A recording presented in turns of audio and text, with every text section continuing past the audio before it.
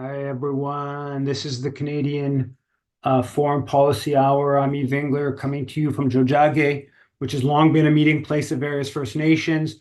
I have both, otherwise known as Montreal. I have both of my kids, so I'm going to try to be, um, I'm going to try to be at an hour or less for this, and might have a young one enter at some point. Um, to begin with, the sorry, I'm just trying to put something at work. There was a report in the report on business about a $3 billion huge nuclear deal between SNC-Lavalin, Hair, which I think is Rias, I forget the name. It's no longer called SNC-Lavalin. And to be honest with you, I missed this. I guess it changed its name in 2023. Anyways, the former SNC-Lavalin that got a $3 billion. The Canadian government's putting up $3 billion for Romanian nuclear expansion, and the Montreal company is getting something they say between 2.5 and 4.5 billion contract to provide much of this nuclear power. Just a sign of how Canadian aid very much enables Canadian business internationally. In fact, in the energy sector, nuclear partly, but also hydroelectricity, that's been a huge element actually of Canadian aid, funding these big dam projects and electricity projects internationally, that Canadian companies get a disproportionate share of the contracts, so-called tide aid. They do it in sometimes a little bit more sophisticated way today than they did in the past. Resolute, which is a Canadian mining company, I believe it's Toronto. I'm not sure if it's Toronto or Vancouver. Their CEO was detained in Mali, and apparently, according to Financial Times story, the company's stock dropped by 35% as a result, and that this is part of the countries in the region demanding a greater share of their natural resources, and they actually detained, I believe, the Canadian or a Westerner who heads the company when he was in the country. The ECOSAC Ad Hoc Advisory Group on Haiti met. That's a body that's a UN body that's headed up by Bob Rae, who of course is Canada's ambassador to UN. And the interim leader was basically ousted by the transition council about a week ago, and Bob Rae was quoted, and I think this was a New York Times article I got this from. He said, the political turmoil is unhelpful. Just when we are trying to find support for the security, economy, and well-being of the country, the instability within the transitional council helps neither the Haitian population nor the trust of your partners. So they're not happy with Ottawa, Washington are not happy with the ousting. I don't know enough about the political background of what's going on to lead towards this. I mean, this Corneille was clearly a Washington stooge, but the whole sort of transition council is kind of a Washington stooge. So I don't know enough about the political dynamics that drove this, but you just see the directness of Canada's role here of basically saying, bad Haitians, how dare you make this move against our guy. And There was a big report in the New York Times of this week about the gang violence, because there was shooting that hit or got close or something like that to an airplane that came into the Toussaint Louverture airport in Port-au-Prince, and the Americans used that as a rationale to shut down, I believe it's all U.S. flights until February. So basically saying it's too unstable, and that includes even in the airport in Cap-Haïtien. I think there's flights from Miami to Cap-Haïtien, and there was a lot of people in the sort of Haitian Twitter world that basically just see this as the U.S.'s, this is their, we're not happy with the political change that we didn't approve, and so we're going to punish you by shutting down these flights. And basically, because even like the Beirut airport is still open, right? And so this is part of the Americans' game. American power, of course, is they have all these different ways to influence Haitian affairs, including by stopping flights from the U.S., which of course has quite significant impact. So Canada's condemning this move with the Haitian Transition Council. There's a story in the Canada Files from Travis Ross, but this is the other side or another side to Canadian power, U.S. power in Haiti, and it's a long story. Basically, the title is Canada, U.S., UN seek to control Haiti's women's movement to back imperialist foreign policy. And it kind of goes through some of the history back to the 2004 coup. And I should point really clearly that feminist NGOs played an important role in demonizing the Aristide government and ultimately helping to destabilize and overthrow. And there's all these feminist NGOs being funded by the Canadian government. And so the story goes through that, but it brings it up today and details the funding networks of the Canada's so-called feminist foreign policy and its influence within Haitian NGOs. And he points out that basically this study shows that when Haitian women have done the best in terms of representation, as just obviously just one indicator of the status or situation of Haitian women, but it's one that's at least worth considering. Women's role within the political life, and there's some sort of there's a quota. I don't know exactly. I believe there's some quota of number of women are supposed to be in government positions, and basically when there's elected governments that there's better representation of women in governments. But as Ross points out, that these Western funded feminists in Haiti won't link that, right? They won't link the connection towards a sort of sovereign Haitian government, which really you're talking about Aristide and Préval, to better situation for Haitian women, at least in this one area. But I think it generalizes, right? Because they're linked to the Western funding. And so you're basically saying that your paymasters are a important obstacle to the improvement of the plight of Haitian women. And of course, after the 2004 coup, there was the Lancet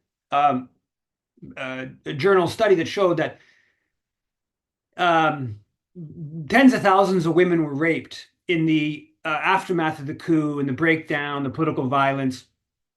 And so I pointed this out at the time, but Canada was at that time in Afghanistan, supposedly to advance women's rights, while our coup policy in Haiti was very clearly worsening the situation for women in Haiti, which I think undercut the argument that we were in Afghanistan for women's rights, which I think most of us all probably understand. But this is something that needs to, of course, be pointed out because it won't be pointed out. But the bigger point of an important form of Canadian power in Haiti is not just at the core group level. It's right down to the grassroots, and you really see that. And he goes through some groups that aren't Western funded and how they're able to operate more independently, politically speaking. And so the Canadian influence in Haiti, finds its way all the way down to basically feminist NGOs.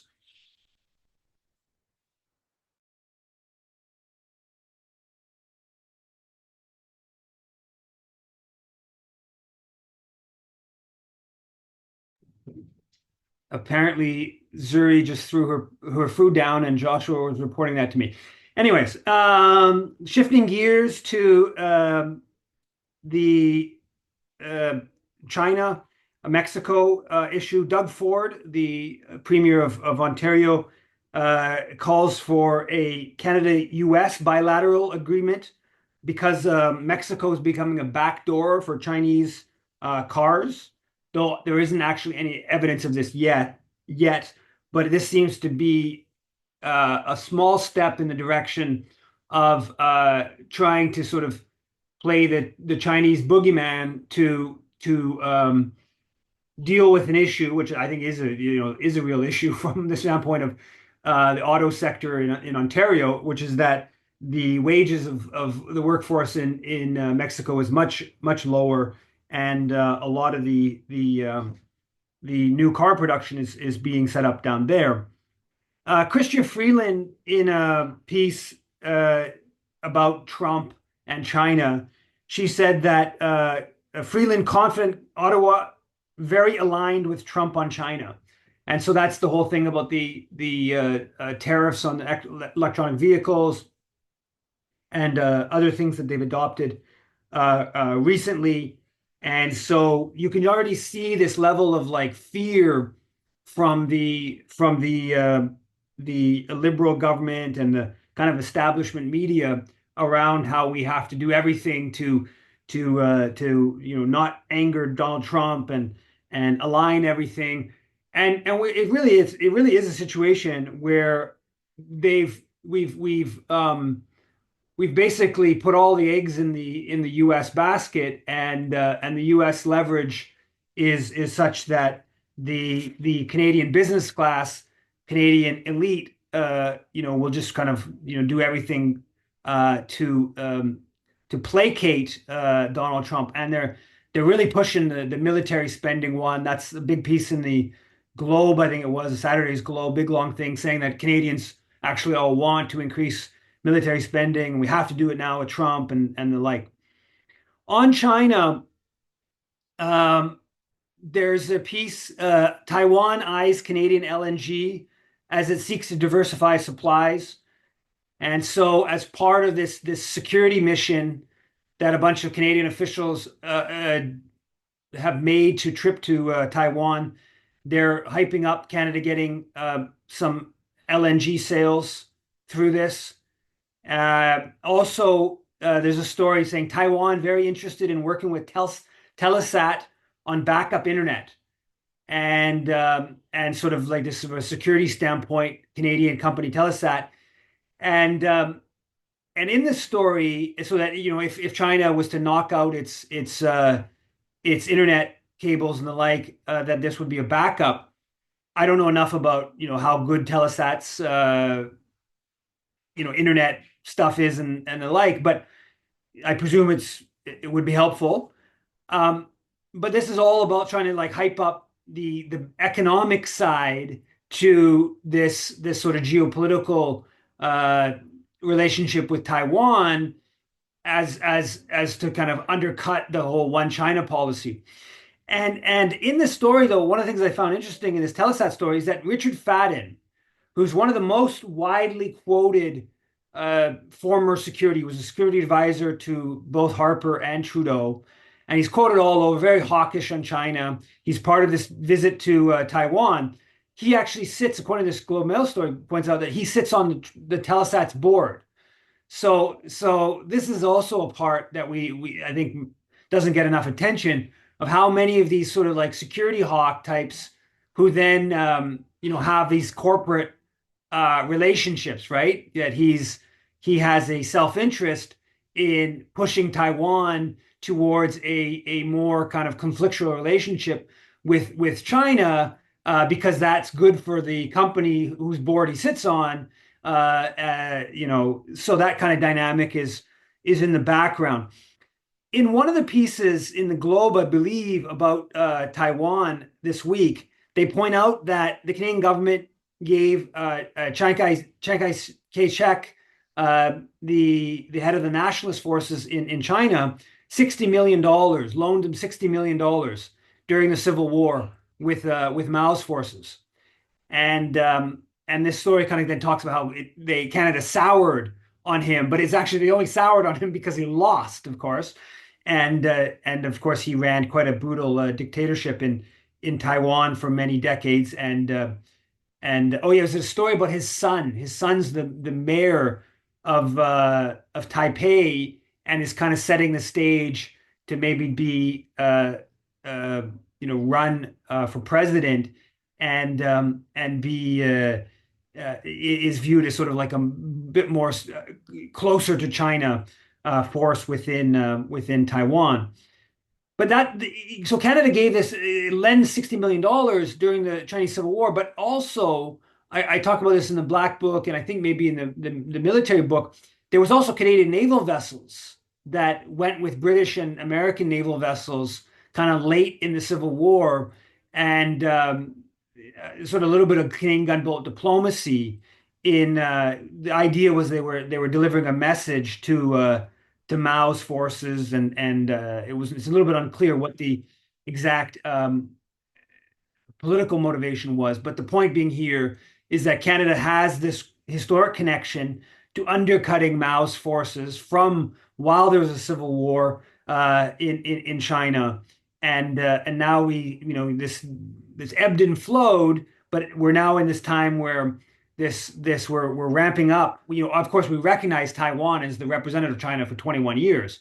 We refused to recognize Beijing, and now we're going back in this other direction of pushing toward kind of assisting or strengthening those forces within Taiwan that are pushing towards a more kind of breakaway independent position from China. Today, I guess, is the Latvia's Independence Day, and there was a statement put out by the Prime Minister. One thing I found interesting in the statement is they claimed that Canada was the first country to recognize Latvia's independence, or should I say, the first G7 country to recognize Latvia's independence. That fits also with they were that with Ukraine as well, and the Canadian government was very, very hostile to the Soviet Union. There's these sort of nationalist forces from those countries that came to Canada after World War II. We all know that history, or at least the broad outlines of that history. And I should actually state that there's a piece in Le Devoir today, or I at least saw it online. I haven't actually read the physical paper about the book, the recent book, Peter McFarlane's book about Friedland's grandfather being a Nazi propagandist. It's quite a good piece in Le Devoir. I'm curious to see if this book that Peter McFarlane wrote. I did an interview with him a few weeks back about it, and whether this actually starts breaking into more of the corporate media. I haven't read the book, but the Le Devoir piece is quite a good. It says the book provides lots and lots of evidence of this whole issue. Anyway, so the Latvia Independence Day statement is kind of interesting. The Prime Minister will put that out.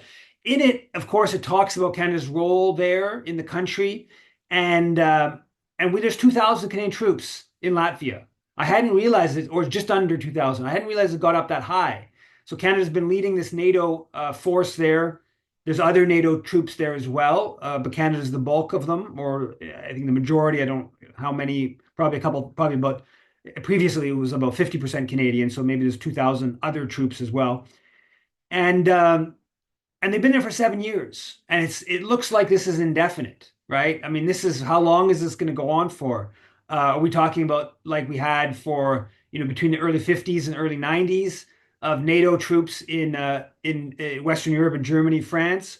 Is that what we're doing here in Latvia? Is that the plan, or is there no plan? It's just going to kind of go on.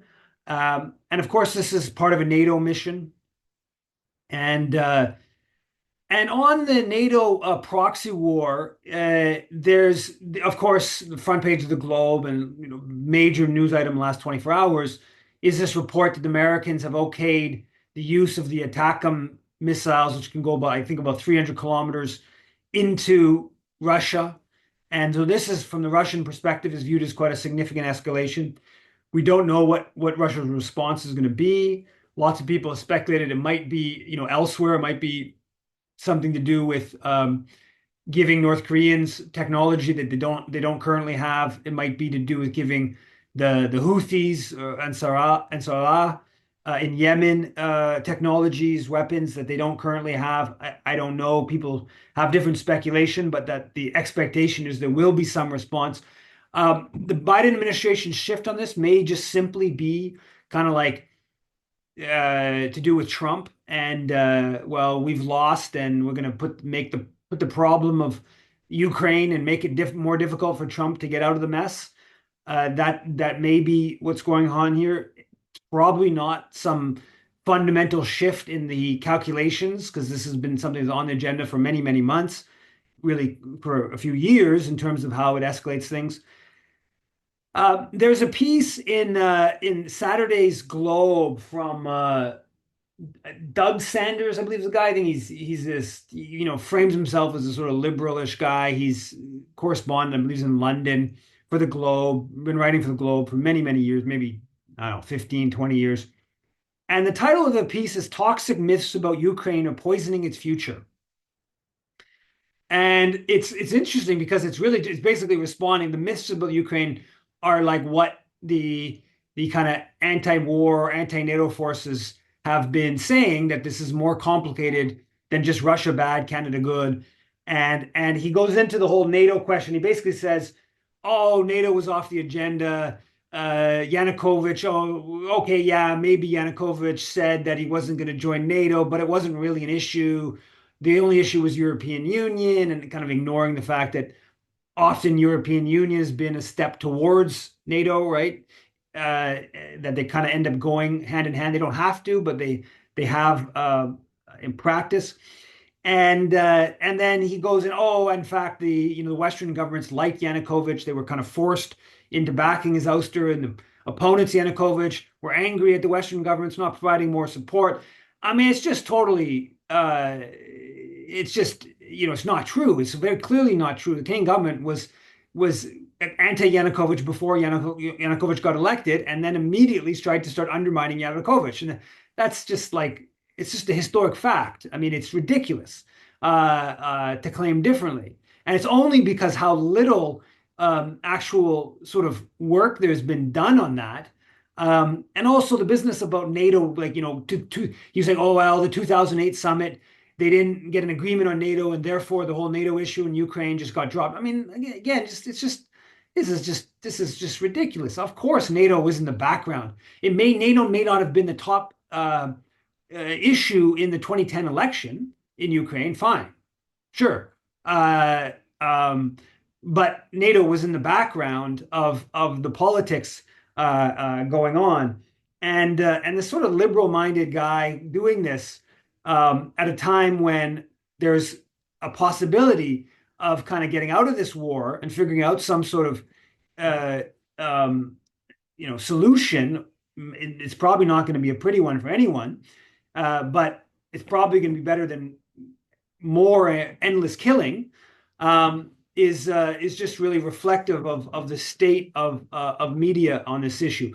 And this comes to what I want. One of the things I want to talk about a bit in this episode, because there is this NATO summit happening in Montreal, 70th anniversary. Politico says Trudeau might attend.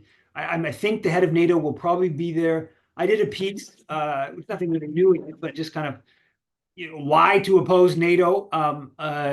And this is the worst accord that Canada's part of. I think that's I can't think of what would be a close second.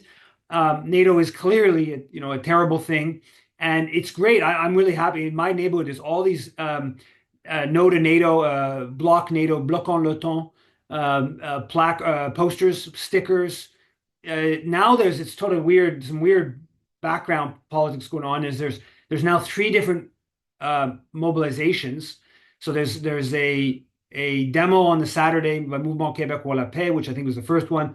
The Convergence de lutte anticapitaliste is doing something on the Friday evening at 5:30, and now Échec à la guerre has jumped in to do something on the Friday at 3 o'clock, which I think that's because they've seen that there's actually a mobilization, and Échec à la guerre wants to frame themselves as the anti-war voice in Montreal, and so they're kind of trying to catch up to the party, and they're going to try to take the kind of media uh, spotlight towards them. Anyways, I think that's a tad bit unfortunate that they are organizing a thing at 3 o'clock. But anyway, and then there's the counter summit on the Sunday. So there's going to be. I don't expect any of these to be big demonstrations, but you know, just the fact that there's multiple actions. There's this whole UCAM. The students would have a day of workshops on the Friday as well. And also this is coinciding. Well, I'll maybe get to a bit more later, but it's coinciding with a student strike, 2-day student strike on Palestine.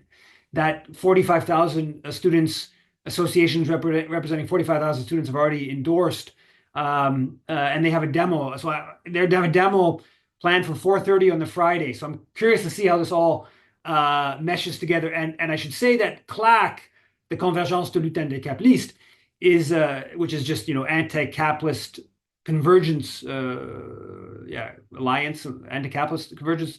The police often, they sometimes have black bloc type stuff. So the police often freak out when it comes to CLAC demos. So I would venture to guess that this could be fairly kind of heated, though I doubt there will be that big a turnout. But if there's this students Palestine demo happening kind of at the same time downtown, I'm not sure how this is all going to kind of work out. But nonetheless, the NATO summit has definitely been put on the agenda more than I think would often be expected. So Remembrance Day, we are in a situation here on Remembrance Day where it's now verboten to speak in Arabic. At Sir Robert Borden School in Ottawa, they did one of the three songs was in Arabic, and they it was a pizza.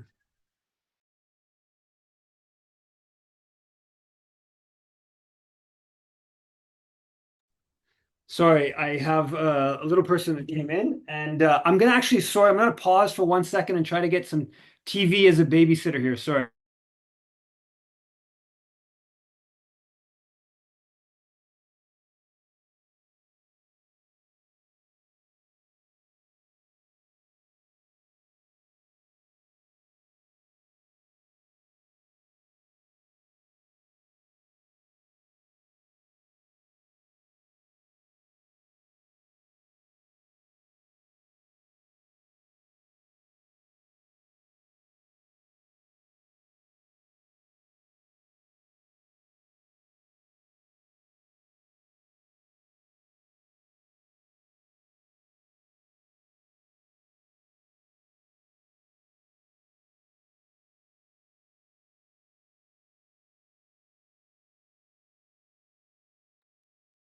Apologies for that. But so at the Robert Borden School, they had a song, one of three songs, a peace song, doesn't have anything to do with Palestine, though apparently it's been connected to Palestine a little bit. People, recently have raised it, though there's nothing specific about it in the song.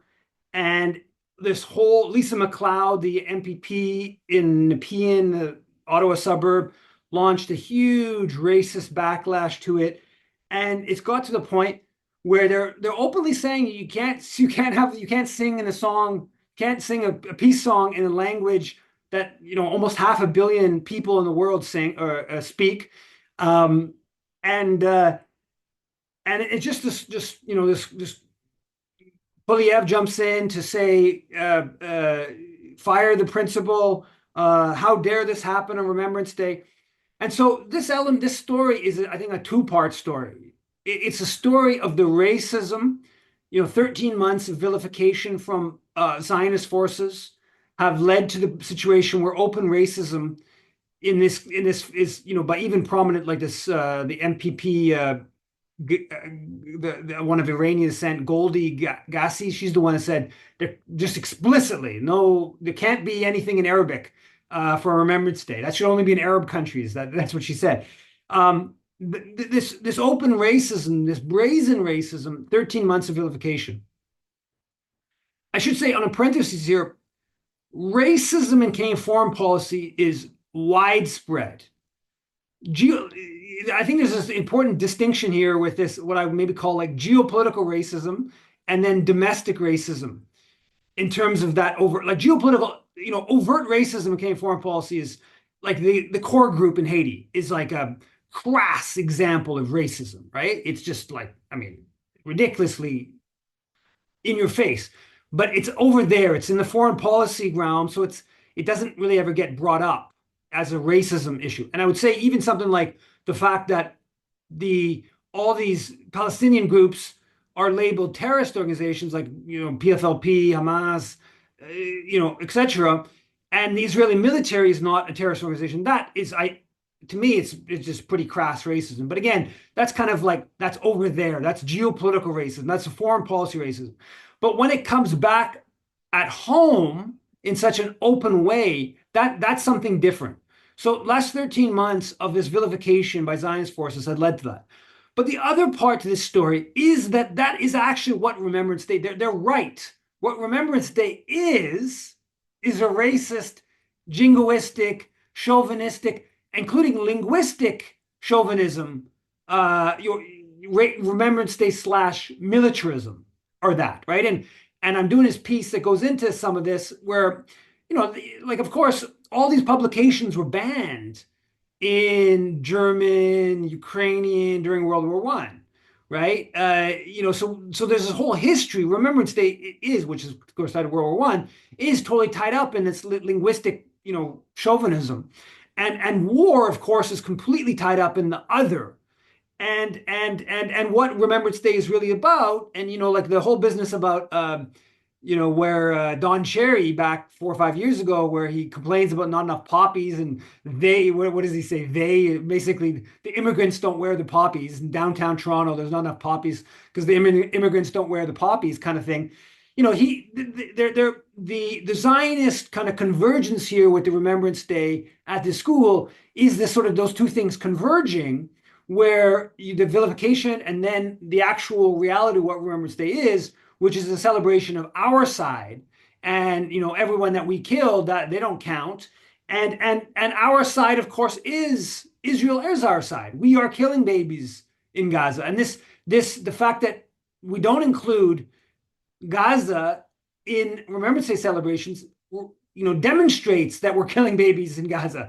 That right, and conversely, there's of course been a whole bunch of Ukrainian commemorations in recent Remembrance Days, and apparently some people said online, I assume it's true, including songs in Ukrainian, right? But if it's in Arabic, it's outside of bounds, because that gets too close to our enemy, and the Palestinians, of course, are our enemy, as per the official Remembrance Day celebration.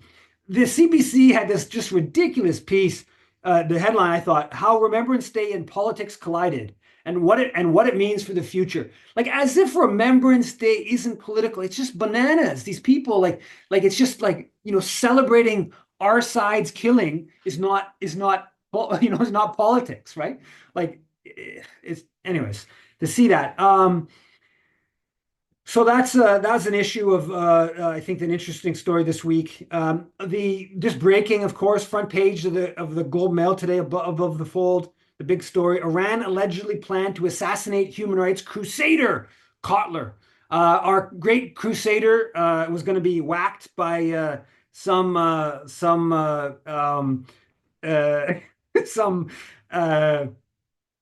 I don't know, the criminal types that apparently the Iranians hired. Now, there's not much. It's very light on details here. It's anonymous source. It's become a huge issue. It was even made it in the radio, and the pop radio, the cafe. So even they got the Cottler Rand trying to kill Cottler story even made that. So it's going to be a top item all across the news today. And the Globe story is very light. That's the source of things. Cottler apparently did an interview with Radio Canada that I read about. Apparently this goes back a year, a few weeks after October 7th.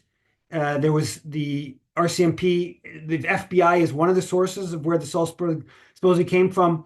And the RCMP put him under all kinds of heavy surveillance, is the story. I heard about the surveillance 4 or 5 months ago, a little while ago.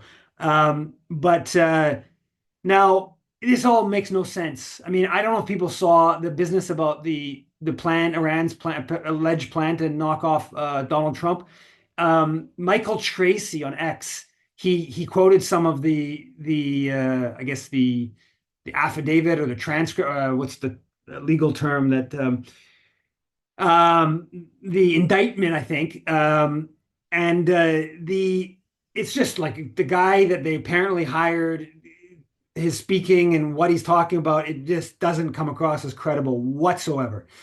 And and also the Iranian, she's in the States. They've repeatedly claimed they're trying to assassinate her.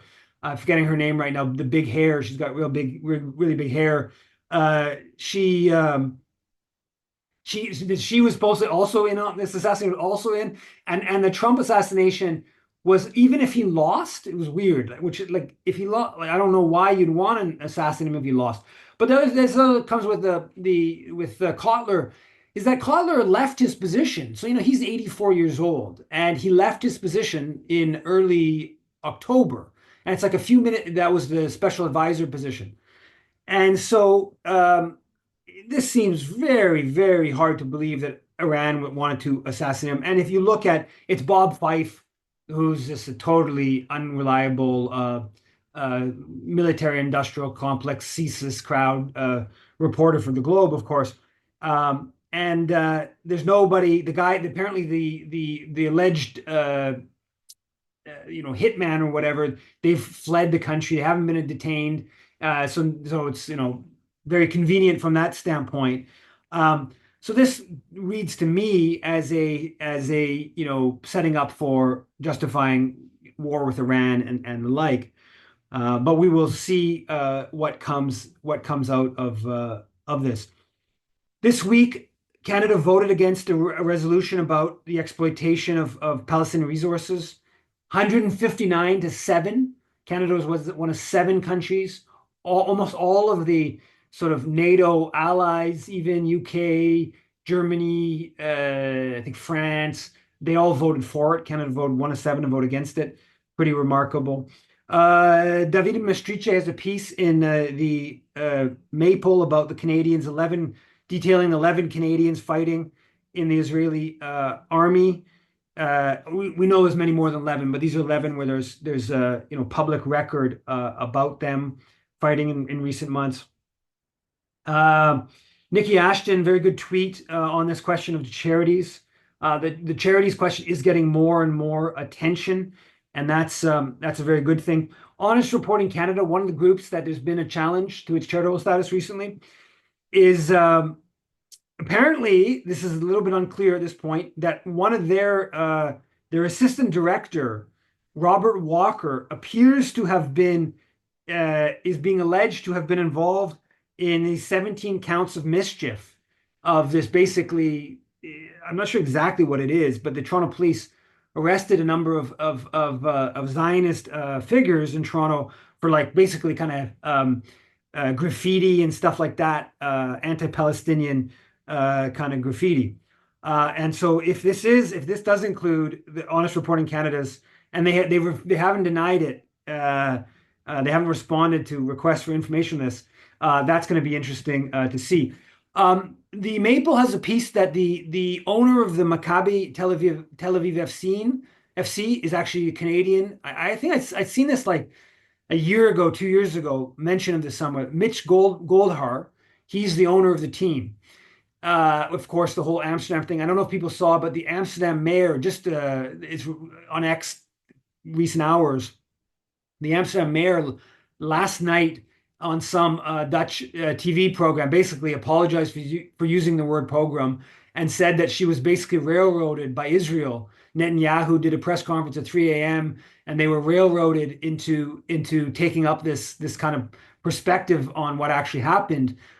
So the story there is, and even the CBC did a story that basically said, well, yeah, it was much more complicated than was being presented. So the mayor of Amsterdam has I guess been embarrassed to the point of having to basically retract what she has stated. And the Canadian owner of the team was in Amsterdam with there's images of him celebrating at the central Amsterdam Dam or whatever square, cheering. And it's not clear what they're cheering. It's not clear if there's a racist cheers at that point, but he has been he's there's been known that this is a racist. The ultras of the team are quite racist, and he said he was going to clean it up, and nothing's ever really happened. And this is just a further indication just how integrated Canada is with Israel, right? The ownership, the more you sort of scratch at it, the more the role of Canada is really quite a thing with regards to Israel. I've gone on too long already. I'm going to have quite a few more things on this thing, but I think I'm just going to buzz through them. One thing, it came out, or I saw that the Noah Liu, who is the lead drafter of the handbook on anti-Semitism that the government put out to basically try to marginalize Palestine solidarity, Heritage Canada. Noah Liu is probably the only individual who's been cited by an official university report for having falsified claims of anti-Semitism to smear Palestine solidarity. And back in 2017, I wrote about this 2 years ago when he got a gig with Cottler when Cottler was a special envoy. Noah Liu he claimed that he was not voted on to the SMU, the student union's board of directors, because he was Jewish, and it was a lie, and he knew it was a lie at the time. I'm going to get into all the details of why it was, but the administration of McGill, which of course is very anti-Palestinian, this became a huge issue, international issue, talked to the House of Commons. So administration does a formal investigation into the claim, and they interview 38 different students, and I think it's a former dean of students at McGill that oversees it, and he basically comes out and says there's no issue. Yes, there was a political disagreement over BDS resolution, and there's no indication it's about anti-Semitism, and he doesn't state that Liu was lying, but he basically says Liu was lying. And that, this was in the context of all this, brouhaha about anti-Semitism. So this was a really damning report. It went completely against the ethos of what was out there. And so now the lead drafter of that Canada's official handbook is like, the only person in the country probably who's been cited by an official university inquiry for having falsified claims of anti-Semitism. That's what makes you an expert on this domain, is if you've proved your mettle by knowingly falsifying. That's why that didn't stop Irwin Cottler from hiring him. That's the reason Irwin Cottler hired him to be his assistant while he was a special envoy. There's a good piece in the Maple. Canada's anti-Semitism envoy has barely mentioned Nazi collaborators, and basically showing, of course, that the position is not about, so here we have a situation where you have the Hunka Gate, you have the Canadian government refusing to release the names of all these former SS people who are going to be commemorated on the memorial for the victims of communism. All these things playing out on that of, Canada's connection to Nazism. That's a complete lack of interest to the special envoy, which of course part of her is special envoy to combat anti-Semitism and Holocaust remembrance. I don't know exact formulation, but she just ignores all that stuff. So it's all about just attacking Palestine solidarity. A good piece in the Maple. The National Post had a series of pieces this week over the fact that the Islamophobia envoy, El Jabbar, I don't pronounce how you pronounce her name. She's pushing. She had a meeting with Trudeau about defining anti-Palestinian racism. And the National Post is like totally freaking out. They have a front page thing. The I think the opening paragraph is Jewish Canadian groups are voicing concerns after special anti-Islamophobia representative Amira El-Jawabi met with Prime Minister Trudeau last week to urge him to adopt a federal definition of anti-Palestinian racism. And the criticism of the pro-Israel groups is just absolutely hilarious. Like it's literally like word for word what they've been doing with the IHRA definition, the handbook, and whatever. And to his credit, Chris Selly, the National Post columnist. Now, everybody who columnists National Post, of course, is right wing, and most of them are like rabid Zionists. Chris Selly, I think he's a pro-Israel guy. I don't think he's as extreme as maybe the others, but whatever. But at least he points out that like, what do you expect? I mean, the reason there is the anti-Islam envoy is because Cottler set up the Israel or the anti-Semitic envoy, which of course was the Israel envoy, and so you're opening the state to define what are these different forms of racisms, and so at least Selly has a degree of honesty and says, well, I mean, I'm pro-Israel, but this is, if you open this up, obviously the Islamophobia envoy has the right to push a definition of anti-Palestinian racism. Others like Jesse Klein just embarrass themselves in the contradiction, and they recognize that the contradiction is so flagrant. They recognize it and then just sort of like dismiss it because he's like, well, defining anti-Semitism is more important and da da da da. Right? He comes up with his ultimate justification for why it's wrong to have a definition of anti-Palestinian racism, but you can have a whole handbook on anti-Semitism. So we'll see what happens with that if Trudeau, where he goes on that question, and how it's defined, of course, then becomes the next question. And I guess I'll just skip over to some of the more positive developments. The mayor of Mississauga's response on the kerfuffle around this vigil that was planned for commemorating resistance figures, including Hamas leader Sinwar, was quite good. She didn't bow to B'nai B'rith's pressure and said, basically, you have charter rights to speak freely. That's Caroline Parrish. That was a positive development. There's a student strike. I mentioned this earlier, Thursday, Friday this week. 45,000 have already committed, representatives, 45,000, and there's a bunch more associations with votes coming up in the next, like today, tomorrow, Wednesday. So it could be a fairly significant student strike. We're doing a thing with Roger Waters on Thursday at 11 o'clock, a webinar on repression at McGill and beyond. And so it coincides with the student strike, which is good. United Church put out a call about ending Canada's role, about its role has to act to end genocide.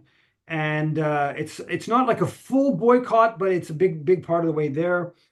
On the Gillard Prize, which is happening tonight, the Madeleine Thien, who's a former Giller winner, she has a post about just the outrageous behavior of the Giller Rabinovich or whatever, who's the person who's the Giller family that started the whole thing, and they were like agreeing to distance themselves from Scotiabank because of their big investment in Elbit, and then they completely flipped it over and they started basically accusing everyone who was, including this Madeleine Thien, who was working with her in the background to find it. They actually raised money. The former Giller winners raised a bunch of money to replace the Scotiabank money to give her a prize.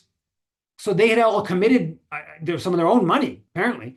And I think it was not going to be quite as big a prize, but it was still going to be, something fairly significant. and then they got completely thrown under the bus, and then they were all accused of like Jew hatred, and it's only because it's Rabinovich family that's behind the Giller Prize and this and that, and this is it's the gaslighting too, right? Where we know that the Rabinovich they're intense Zionists, so they're like, oh well, it's just because you have a Jewish name and therefore, but we are like, come on, man, like how many times do you have to go through this before you realize, like, come on, like it's just the gaslighting on this stuff is remarkable. Uh, um, but anyways, it's good that the art scene. I don't know if there's going to be any action at the event tonight. I assume that they're going to really secure it. It's going to be really hard to do anything. But it's good that the art scene is continuing to push back on Scotiabank.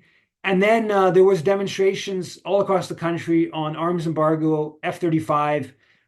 This weekend, I wasn't able to go. I had heavy childcare duties. But they seem to have gotten pretty good turnouts. It seems like a certain amount of media attention across the country. And I'll leave it at that and go ahead if anyone's got comments or questions, and I'll make Laura a co-host, and I should be out in not too much because I got a bunch of I don't want to use the TV too long for Zuri. Go ahead, Yuri. Can you unmute? Uh, Very quickly, Eve, I was recently reading something from the Maypole. It was sort of like the worst of Canadian media's coverage of Israel Palestine. Who do you think? Uh, yeah, I mean, who would you put in like your top three like worst coverage of like denigrating Palestinians and constantly propping up the grotesqueness that is the Zionist state of Israel in the Canadian press? Well, I actually was planning on talking a little bit about that with the National Post. So the National Post this week has this story. I have to agree with you. It is disgusting, It's beyond unbelievable. disgusting, actually. They've definitely, the people in the National Post should find themselves before a court and should be locked away for their role in all this. But the two examples this week. So one was about where do they do? I have this actual headline here. Was Oh, I also completely missed. Sorry, I totally forgot. I skipped over the whole Sammy Dune. What happened to Charlotte Cates? I wanted to cover that. Um, uh, but basically, the yeah. So two different front pages today, this week in the National Post. One was 44 years and still no moral clarity. Carleton Prof continues to teach despite his conviction for a bombing that killed four in Paris in 1980. So they're going back at Hassan Diab. So Israel lobbies decided they want to go back at Hassan Diab and whip up a whole new Hassan Diab business. And it's front page story. Like 44 years later, and they even put the 44 years there, but they frame it like the flip, it's not that it's like, the oldest news. Wasn't he? But wasn't he wrongly convicted? Of course he was Wasn't wrong. he like wrongly imprisoned? Yeah, he was Canada sent him to France, and they because they followed the extradition stuff, and they couldn't, like, he was detained for, it was in a French jail or whatever for like I a while, like years even, and and um and they didn't, there was, the evidence is there, it's and then so then he gets released, comes back to Canada, and then they do some sort of some court procedure begins again, and they convict him in absentia, I believe, is the people can, I'm sure people have better, more up to date on all the details, but yeah, it's a ridiculous outrage. It's beyond belief ridiculous, and it's front page. It's all part of, now the other front page thing they had was this is the headline: Canadian surrogate mothers refuse to carry Israeli babies. Uh, and so basically, there's these surrogate. So in Canada, you can't be paid for this. So it's people who are doing it like out of I don't know, a desire to help others. And so they get to know the general tendencies. They get to know the surrogate, and so basically over the past 13 months, it's all dried up. And because for two different reasons. One is that the people who have the baby don't want a baby to be placed where it's like, really dangerous. There's a concern for the baby. And then the other part is like, I think that these people tend to be more kind of like, I don't know, liberal, worldly thinking people. I don't know what, but basically and just broadly, the public is horrified by what Israel's doing. And so they don't really want to uh, and so, but the point here is the National Post. It's like, basically frames the whole thing as, oh, poor Israel, it's so wrong that they can't get, surrogate babies in Canadian. And it's just like, the, amidst this Holocaust, it's like the front page, like you could find every single person in Gaza has a worse story than that to tell, that you can make a front page human interest story.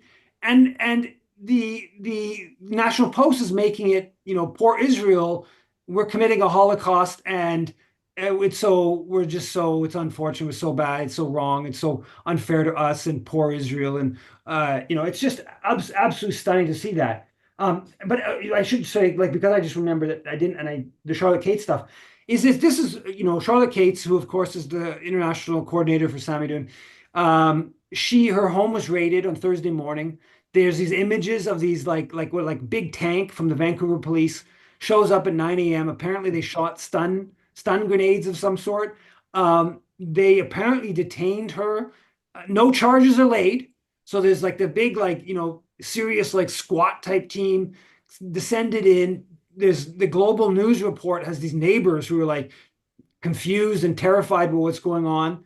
And there's no charges laid. And so it's just this like there's an outstanding hate crime investigation on her for like making statements about October 7th. And this is all, of course, tied to the listing of Samidoun as a terrorist organization. And it's this hard criminalization. I'm just doing a thing that kind of like associates it to the history of attacking anti-war forces, and it's a terrible history in this country. Of course, killing people like Ginger Goodwin during World War I, killing people in Quebec City, anti-conscription in Quebec City during World War I, internment. The head of the Seamen's Union during World War II, mayor of Montreal during World War II. Firebombing the home of the head of the Peace Congress during the Korean War, stuff like that. So there's a whole history, and that's the kind of context we should see this attack against Charlotte Cates, fits within. But yeah, anyway, so So Eve, before we go to our last question with June, if people are interested, there was a very good Zoom session with Code Pink UK today that both Tina and I attended, which talks about all these very well-known journalists and activists and the heavy-handed pressure in UK being brought upon them, which was an interesting podcast. Okay, Joan, go ahead, please. You're our last question. Okay, thanks. Can you hear me? Not really. Could you speak up a little louder? Oh, yeah. I am just so furious at what is happening. I just don't know where to start with what they're doing with the long-range missiles. I just can't believe it. And here in Canada, we're having NATO's summit. I mean, NATO should have been dissolved years ago when the Warsaw Pact was dissolved. And this is getting so dangerous. I know, I just can't. It's so hard being out here. I wish I could be in Montreal. But I hope that something's going to happen. I know there's a counter summer, but when I was on this, I was invited to be part of the initial proposal, and they were saying NATO, Canada out of NATO. I mean, there's got to be something stronger than that. And I like blocking NATO is very good, but NATO still has a strikes first policy, and they're getting so dangerous here. They're going into a nuclear armed country, with an organization. They initiated the war. We all know they're so provocative, and this latest action is the most provocative of all. I don't know. I mean, it's just Yeah. Thanks, Joan. Yeah, no, I mean, for sure. And hopefully there's going to be a good mobilization. We'll see what happens. I think my neighborhood is covered in posters of Bloc NATO, Bloc en l'OTAN. So let's hope it's a big mobilization. Okay, just to let you know, there is one other question. Do you want to answer? Go quickly, Lynn. Lynn, can you unmute, please? Oh, I'm sorry. I think I just muted you, or one of us did. Biden just wants to go out looking good. I mean, he's so insulted that he was overtaken by Kamala and that he's old. So that's my perception of why he's doing that. He's sacrificing everything for World War III for us, just for his ego. Yeah, I mean, I think there's a bit of it. I mean, he's a believer in this stuff. I think he's he's a, hardline sort of, I don't know, call it neocon, call it proponent of weakening Russia, proponent of American militarism, whatever. So I think that he's boxing, making it more difficult for Trump to figure out a way out of this. I'm not 100% convinced that Trump does. If you look at who Trump's appointed in these different positions, I'm a little skeptical that Trump's going to do what he says he's going to do on this issue. He has staked a fair bit on this, so I would assume he's going to at least try to. But yeah, I think that from Biden's perspective, it's kind of that narrow politics of screw you to Trump or whatever. But I think he's also is a believer in the bigger kind of political project. So, but yeah. Okay, we'll let you get to your kids now. Thanks very much. Thanks, everyone.